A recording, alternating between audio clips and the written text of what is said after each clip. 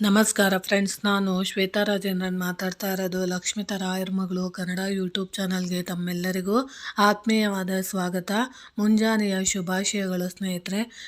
ಇವತ್ತು ನಾನು ನಿಮಗೆ ವಿಶೇಷವಾದ ಮಾಹಿತಿನ ತಿಳಿಸ್ತಾ ಇದ್ದೀನಿ.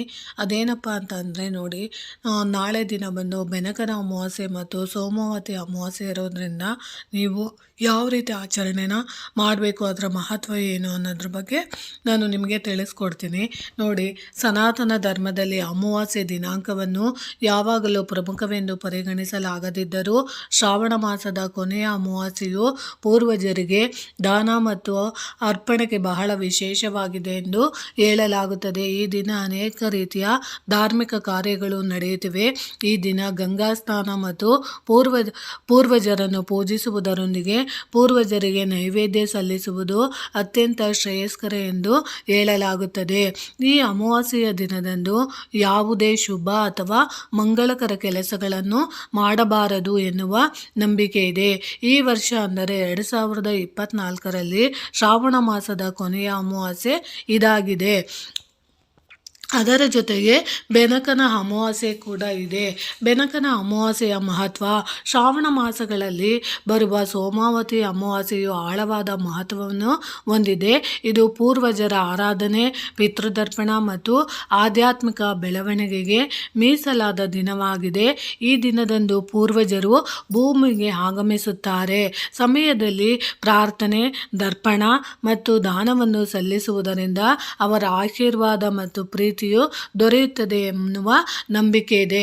ಶ್ರಾವಣ ಮಾಸಗಳಲ್ಲಿ ಬರುವ ಸೋಮಾವತಿ ಅಮಾವಾಸ್ಯೆಯು ಆಳವಾದ ಮಹತ್ವವನ್ನು ಹೊಂದಿದೆ. ಇದು ಪೂರ್ವಜರ ಆರಾಧನೆ, ಪಿತೃತರ್ಪಣ ಮತ್ತು ಆಧ್ಯಾತ್ಮಿಕ ಬೆಳವಣಿಗೆಗೆ ಮೀಸಲಾದ ದಿನವಾಗಿದೆ. ಈ ದಿನದಂದು ಪೂರ್ವಜರು ಭೂಮಿಗೆ ಆಗಮಿಸುತ್ತಾರೆ. ಈ ಸಮಯದಲ್ಲಿ ಪ್ರಾರ್ಥನೆ, ದರ್ಪಣ ಮತ್ತು ದಾನವನ್ನು ಸಲ್ಲಿಸುವುದರಿಂದ ಅವರ ಆಶೀರ್ವಾದ ಮತ್ತು ಪ್ರೀತಿ ದೊರೆಯುತ್ತದೆ ಎಂಬುದು ಭಕ್ತರ ನಂಬಿಕೆಯಾಗಿದೆ. ಬೆನಕನ ಅಮಾವಾಸ್ಯೆಯು ಆಧ್ಯಾತ್ಮಿಕ ನವೀಕರಣ, ಆತ್ಮಾವಲೋಕನ ಮತ್ತು ಪೂರ್ವಜನ್ಮದ ಚಕ್ರದಿಂದ ವಿಮೋಚನೆಗಾಗಿ ಸೂಕ್ತ ಸಮಯವೆಂದು ಪರಿಗಣಿಸಲಾಗಿದೆ.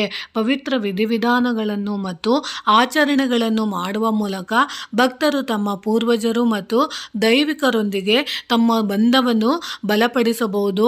ಶಾಂತಿ, ಸಮೃದ್ಧಿ ಮತ್ತು ಆಧ್ಯಾತ್ಮಿಕ ಜ್ಞಾನೋದಯಕ್ಕೆ ಇದು ಪೂರಕವಾಗಿ ಕೆಲಸನ ಮಾಡಿಕೊಡುತ್ತದೆ.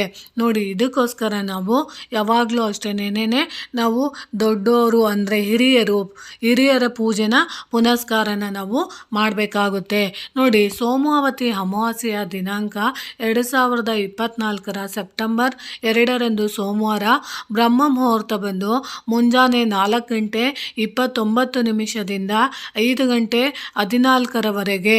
ಬೆಳಗ್ಗೆ ಮುಹೂರ್ತ ಮುಂಜಾನೆ 4:51ದಿಂದ 5:53ರವರೆಗೆ. ಅಭಿಜಿತ್ ಮುಹೂರ್ತ ಬೆಳಗ್ಗೆ 11:56ದಿಂದ ಮಧ್ಯಾಹ್ನ 2:47ರವರೆಗೆ ಇರುತ್ತದೆ. ನೋಡಿ, ಇನ್ನು ವಿಜಯ ಮುಹೂರ್ತ ಬಂದು ಮಧ್ಯಾಹ್ನ 2:00ಯಿಂದ 2:29ದಿಂದ 3:19ರವರೆಗೆ. ಸಂಧ್ಯಾ ಮುಹೂರ್ತ ಸಂಜೆ 6:43ದಿಂದ 7:06ರವರೆಗೆ. ಅಮೃತ ಕಾಲ 12:48ದಿಂದ 2:31ರವರೆಗೆ ಇರುತ್ತದೆ. ನೋಡಿ, ಈ ರೀತಿ ಇರೋದ್ರಿಂದ ಬೆನಕನ ಅಮಾವಾಸ್ಯೆ ದಿನ ನೀವು ಏನು ಮಾಡಬೇಕು ಅಂತಂದರೆ, ಈ ದಿನ ಮಹಿಳೆಯರು ಸೂರ್ಯೋದಯಕ್ಕೆ ಮುನ್ನವೇ ಎದ್ದು ಸ್ನಾನ ಮಾಡಿ ಉಪವಾಸ ಮಾಡುವ ಪ್ರತಿಜ್ಞೆ ಮಾಡುತ್ತಾರೆ. ಗಣೇಶನಿಗೆ ನಮಸ್ಕರಿಸಿ ಪಂಚಾಮೃತದೊಂದಿಗೆ ಗಂಗಾ ಜಲದಿಂದ ಭಗವಂತನಿಗೆ ಅಭಿಷೇಕ ಮಾಡುತ್ತಾರೆ. ಶ್ರೀಗಂಧ, ಅಕ್ಷತೆ ಮತ್ತು ಹೂವುಗಳನ್ನು ಭಗವಂತನಿಗೆ ಅರ್ಪಿಸಿ ದೇವಸ್ಥಾನದಲ್ಲಿ ತುಪ್ಪದ ದೀಪವನ್ನು ಬೆಳಗುತ್ತಾರೆ. ನೋಡಿ, ಬೆನಕನ ಅಮಾವಾಸ್ಯೆ ಇರೋದ್ರಿಂದ ನೀವೇನಾದರೂ ಗಣಪತಿ ದೇವಸ್ಥಾನಕ್ಕೆ ಹೋಗಿ ವಿಶೇಷವಾಗಿ ಸಂಕಲ್ಪ ಮಾಡಿ ಪೂಜೆ ಮಾಡೋದ್ರಿಂದ, ಅಂದರೆ ಉಪವಾಸ ಇದ್ದು ನೀವು ಪೂಜೆ ಮಾಡೋದ್ರಿಂದ ಖಂಡಿತವಾಗ್ಲೂ ಗಣಪತಿಯ ಅನುಗ್ರಹ ಖಂಡಿತವಾಗ್ಲೂ ಪ್ರಾಪ್ತಿಯಾಗುತ್ತದೆ. ಅದರಲ್ಲೂ ನೀವು ಗಣೇಶನಿಗೆ ನಾಳೆ ಮನೆಯಲ್ಲಿ ಅಥವಾ ಮನೆಯಲ್ಲಿರೋವಂಥ ಗಣೇಶನ ವಿಗ್ರಹಕ್ಕೆ ನೀವು ಪಂಚಾಮೃತ ಅಭಿಷೇಕ ಮಾಡ್ಬೋದು, ಇಲ್ಲ ಗಂಗಾಜಲದಿಂದ ಅಭಿಷೇಕ ಮಾಡ್ಬೋದು, ಇಲ್ಲ ಶ್ರೀಗಂಧ ಅಥವಾ ಅಕ್ಷತೆಯಿಂದ ಅಭಿಷೇಕ ಮಾಡೋದ್ರಿಂದ ಗಣಪತಿ ಅನುಗ್ರಹ ಆಗುತ್ತೆ. ಇಲ್ಲ ನೀವು ದೇವಸ್ಥಾನಕ್ಕೆ ಹೋಗಿ ಗಣೇಶನ ವಿಗ್ರಹಕ್ಕೆ ಅಭಿಷೇಕ ಮಾಡಿಸ್ತೀನಿ ಅಂತ ಅಂದರೆ ಪಂಚಾಮೃತ ಅಭಿಷೇಕನ ಮಾಡಿಸ್ಬೋದು, ಇಲ್ಲ ಗಂಗಾಜಲದ ಅಭಿಷೇಕನ ಅಥವಾ ಶ್ರೀಗಂಧದ ಅಭಿಷೇಕನ ನೀವು ನಾಳೆ ದಿನ ಬೆನಕನ ಅಮಾವಾಸ್ಯೆ ದಿನ ಮಾಡಿಸೋದ್ರಿಂದ ನಿಮ್ಮ ಇಷ್ಟಾರ್ಥಗಳು ಸರ್ವಸಿದ್ಧಿ ಕಾರ್ಯಗಳು ನೆರವೇರುತ್ತೆ ಅಂತ ಹೇಳೋಕ್ಕೆ ಇಷ್ಟಪಡ್ತೀನಿ. ಅದರಲ್ಲೂ ಮುಖ್ಯವಾಗಿ ಈ ದಿನ ಮಹಿಳೆಯರು ಸೂರ್ಯೋದಯಕ್ಕೆ ಮುನ್ನವೇ ಎದ್ದು ಸ್ನಾನ ಮಾಡಿ ಉಪವಾಸ ಮಾಡುವ ಪ್ರತಿಜ್ಞೆ ಮಾಡುತ್ತಾರೆ. ಗಣೇಶನಿಗೆ ನಮಸ್ಕರಿಸಿ 21 ನಮಸ್ಕಾರಗಳನ್ನು ಮಾಡಿ ಶ್ರೀಗಂಧದಿಂದ ಅಕ್ಷತೆಯನ್ನು ಹಾಕಿ ಹೂಗಳನ್ನು ಭಗವಂತನಿಗೆ ಅರ್ಪಿಸಿ ದೇವಸ್ಥಾನದಲ್ಲಿ ತುಪ್ಪದ ದೀಪವನ್ನು ಹಚ್ಚಿ ಪೂಜೆಯ ಸಮಯದಲ್ಲಿ ಹಣ್ಣುಗಳು, ಹೂವುಗಳು ಮತ್ತು ಸಿಹಿ ತಿಂಡಿಗಳನ್ನು ಅರ್ಪಿಸಲಾಗುತ್ತದೆ. ಇದರ ನಂತರ ಮಹಿಳೆಯರು ವ್ರತಕಥೆಯನ್ನು ಕೇಳುತ್ತಾರೆ. ಅವರು ಶಿವ ಮತ್ತು ಪಾರ್ವತಿ ಮತ್ತು ವಿಷ್ಣುವನ್ನು ಪೂಜಿಸುತ್ತಾರೆ. ಅಂತಿಮವಾಗಿ ಆರತಿ ಮತ್ತು ನೈವೇದ್ಯವನ್ನು ಅರ್ಪಿಸಿ ಪೂಜೆಯಲ್ಲಿ ತಿಳಿದು ಅಥವಾ ತಿಳಿಯದೆಯೋ ಮಾಡಿದ ತಪ್ಪುಗಳಿಗೆ ಕ್ಷಮೆಯನ್ನು ಕೇಳುತ್ತಾರೆ. ಈ ದಿನದ ವ್ರತವು ಪತಿಗೆ ದೀರ್ಘಾಯುಷ್ಯವನ್ನು ಕರುಣಿಸುತ್ತದೆ, ಕುಟುಂಬದಲ್ಲಿ ಸಂತೋಷ ಮತ್ತು ಸಮೃದ್ಧಿಯನ್ನು ತರುತ್ತದೆ ಎನ್ನುವ ನಂಬಿಕೆ ಇದೆ. ನೋಡಿ, ಇವತ್ತು ಸೋಮವತಿ ಅಮಾವಾಸ್ಯೆ ದಿನ ಯಾರು ನೀವು ಶಿವ ಮತ್ತು ಪಾರ್ವತಿ ದೇವಿ ಮತ್ತು ಗಣೇಶ ವಿಷ್ಣು ದೇವರನ್ನ ಯಾರು ಪೂಜಿಸಲ್ಪಡುತ್ತಾರೋ ಅಥವಾ ದೇವಸ್ಥಾನಕ್ಕೆ ಹೋಗಿ ಅಭಿಷೇಕ, ಪೂಜೆ, ಪುನಸ್ಕಾರ ಮತ್ತು ಹಣ್ಣು ಹಂಪಲುಗಳನ್ನು ನೀಡಿ ಬರುತ್ತಾರೋ ಅಂಥವರಿಗೆ ತಮ್ಮ ಗಂಡನ ಆರೋಗ್ಯದಲ್ಲಿ ಆಯಸ್ಸಲ್ಲಿ ಏನಾದರೂ ಕಂಟಕಗಳಿದ್ದರೆ ಅದೆಲ್ಲ ನಿವಾರಣೆ ಆಗಿ ದೀರ್ಘಾಯುಷ್ಯ ಆಯಸ್ಸು ಸಿಗೋದಕ್ಕೆ ಅದು ಸಹಾಯ ಮಾಡುತ್ತೆ. ಅದಕ್ಕೋಸ್ಕರ ನಾಳೆ ದಿನ ಸೋಮವತಿ ಅಮಾವಾಸ್ಯೆ ದಿನ ಕೆಲವೊಬ್ಬರು ಮಹಿಳೆಯರು ವ್ರತ ಮಾಡಿ ಉಪವಾಸ ಇದ್ದು ಪೂಜೆನ ಸಲ್ಲಿಸ್ತಾರೆ. ನಿಮಗೆ ಮಾಡೋವಂಥ ಮನಸ್ಸಿದ್ರೆ ಖಂಡಿತವಾಗ್ಲೂ ಮಾಡಿ, ಇಲ್ಲ ಅಂದರೆ ಅದಾಗಲಿಲ್ಲ ಅಂದರೆ ಗಣಪತಿ ದೇವಸ್ಥಾನಕ್ಕೆ ಪಂಚಾಮೃತ ಅಭಿಷೇಕನ ಮಾಡಿಸಿ, ಇಲ್ಲ ನಿಮಗೆ ಯಾವ ರೀತಿ ಪೂಜೆ ಮಾಡಿಸ್ಬೇಕು ಅನಿಸುತ್ತೋ ಆ ರೀತಿನ ನೀವು ಮಾಡಿಸಿ. ಅದರಲ್ಲೂ ನೀವು ಬೆನಕನ ಅಮಾವಾಸ್ಯೆ ಎಂದು ಭಕ್ತರು ದಿನದ ಆಧ್ಯಾತ್ಮಿಕ ಪ್ರಯೋಜನಗಳನ್ನು ಪಡೆಯಲು ಪವಿತ್ರ ಪೂಜಾ ವಿಧಾನವನ್ನು ಆಚರಿಸುತ್ತಾರೆ. ಈ ಆಚರಣೆಯು ಪವಿತ್ರ ನದಿಯಲ್ಲಿ ಅಥವಾ ಮನೆಯಲ್ಲಿ ಪವಿತ್ರ ಸ್ನಾನ ಪ್ರಾರಂಭವಾಗುತ್ತದೆ. ನಂತರ ಶಿವ, ವಿಷ್ಣು ಮತ್ತು ಪೂರ್ವಜರನ್ನು ಪೂಜಿಸಲಾಗುತ್ತದೆ. ಭಕ್ತರು ತರ್ಪಣವನ್ನು ಕೊಡುತ್ತಾರೆ. ಕೆಲವೊಂದು ಪದ್ಧತಿಗಳಲ್ಲಿ ನಿಮ್ಮ ಮನೆಯಲ್ಲಿ ಹಿರಿಯರು ಏನಾದರೂ ಹೋಗಿದ್ರೆ ಅಂಥ ಹಿರಿಯರಿಗೆ ನೀವು ದರ್ಪಣ ಕೊಡೋ ಅಂಥ ಪದ್ಧತಿ ಕೆಲವೊಂದು ಮನೆಗಳಲ್ಲಿ ಇರುತ್ತೆ. ಅಂಥದ್ದು ಪದ್ಧತಿಗಳಲ್ಲಿ ನೀವು ಕೊಡೋಕ್ಕಾಗೋ ಮನಸ್ಸಿದ್ರೆ, ಅಂದರೆ ಮಾಡ್ತಿದ್ದೀವಿ ಅನ್ನೋದಿದ್ರೆ ಮಾಡ್ಬೋದು. ಯಾವ ರೀತಿ ಮಾಡ್ಬೋದು ಅಂದರೆ, ಒಂದು ತಾಮ್ರದ ಚೊಂಬಿಗೆ ನೀರು ಮತ್ತು ಕಪ್ಪು ಎಳ್ಳು ಮತ್ತು ಹಾಲು ಮಿಶ್ರಣವನ್ನು ತಮ್ಮ ಪೂರ್ವಜರಿಗೆ ಅರ್ಪಿಸುತ್ತಾರೆ. ಈ ರೀತಿ ನೀವು ತಾಮ್ರದ ಚೊಂಬಿಗೆ ಇಷ್ಟು ವಸ್ತುಗಳನ್ನು ಹಾಕಿ ದರ್ಪಣನ ನೀವು ಕೊಡಬೇಕಾಗುತ್ತೆ. ದರ್ಪಣ ಕೊಡೋದು ನಿಮ್ಮ ಮನೆಯಲ್ಲಿ ಆದ್ಯತೆ ಇದ್ದು ನಿಮಗೆ ಕೊಡೋಕ್ಕೆ ಬರುತ್ತೆ ಅಂದರೆ ಕೊಡಬಹುದು, ಸರಿನಾ ಸ್ನೇಹಿತರೆ? ಅದಾದಮೇಲೆ ನೀವು ಧೂಪ ದ್ರವ್ಯಗಳನ್ನು ದೇವರಿಗೆ ಅರ್ಪಿಸುತ್ತಾರೆ. ದಾನವು ಧಾರ್ಮಿಕ ಕ್ರಿಯೆಯ ಒಂದು ಪ್ರಮುಖ ಭಾಗವಾಗಿದೆ. ಭಕ್ತರು ಆಹಾರ, ಬಟ್ಟೆ ಮತ್ತು ಇತರ ಅಗತ್ಯ ವಸ್ತುಗಳನ್ನು ಅಗತ್ಯವಿರುವವರಿಗೆ ದಾನ ಮಾಡುತ್ತಾರೆ.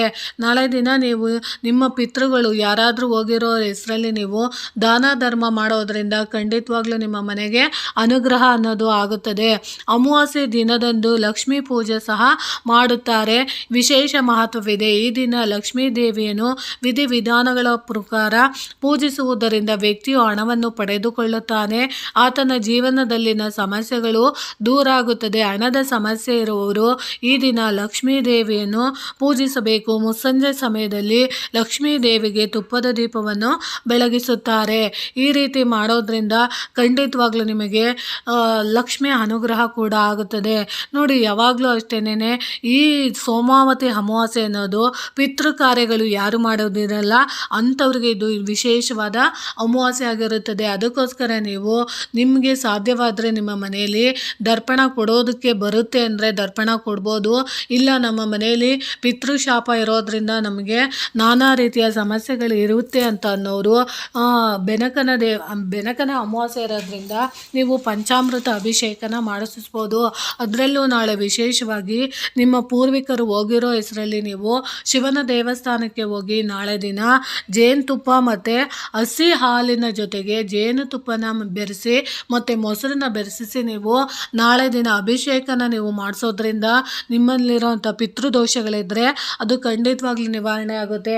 ಯಾರಾದರೂ ಹೋಗಿರ್ಬೋದು, ನಿಮ್ಮ ಅಪ್ಪ ಅಮ್ಮ ಸತ್ತೋಗಿರ್ಬೋದು, ಅಥವಾ ನಿಮ್ಮ ಅತ್ತೆ ಮಾವ ಹೋಗಿರ್ಬೋದು, ನಿಮ್ಮ ಮೈದ ಅತ್ತೆ ಭಾವ ನಾದಿನಿ ಯಾರೇ ಹೋಗಿರೋ ಅಂಥವ್ರದ್ದು ಅವರ ಶಾಪಗಳು ಏನಾದ್ರೂ ಅವರ ಪಿತೃ ಕಾರ್ಯಗಳನ್ನ ನಾವು ಸರಿಯಾಗಿ ಮಾಡಿಲ್ದಿದ್ದಾಗ ಮನೆಯಲ್ಲಿ ಯಾವುದೇ ರೀತಿ ಶುಭ ಕಾರ್ಯಗಳನ್ನೋದು ನೆರವೇರ್ತಾ ಇರಲ್ಲ, ಯಾವುದೇ ಕೆಲಸ ಅಭಿವೃದ್ಧಿ ಆಗ್ತಾ ಇರಲ್ಲ, ಯಾವುದೇ ಒಂದು ನಮ್ಮ ಮನೆಯಲ್ಲಿ ಅಂದ್ಕೊಂಡಿದ್ದಂತಹ ಕೆಲಸ ಕಾರ್ಯಗಳಿಗೆ ಮಾಡಬೇಕು ಅಂತ ಅಂದಾಗ ಅದಕ್ಕೆ ದಾರಿ ಬಿಡ್ತಾ ಇರಲ್ಲ.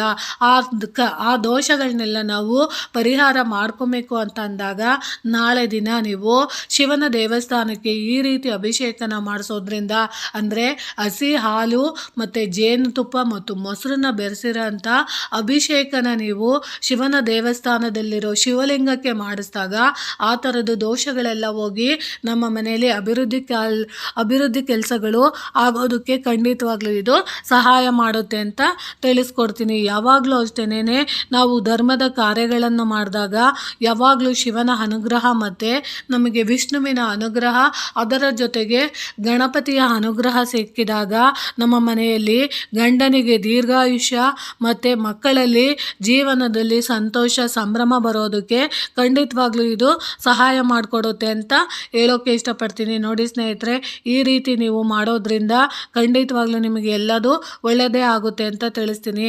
ಈ ರೀತಿ ನಿಮಗೆ ಈ ಮಾಹಿತಿ ನಿಮಗೆ ಇಷ್ಟ ಆಗಿದ್ದರೆ ದಯವಿಟ್ಟು ನನ್ನ ಚಾನಲ್ನ ಸಬ್ಸ್ಕ್ರೈಬ್ ಮಾಡ್ಕೊಂಡು ನೋಡಿ ಅಂತ ತಿಳಿಸ್ತೀನಿ. ಪ್ರೀತಿಯ ಧನ್ಯವಾದಗಳು ಸ್ನೇಹಿತರೆ.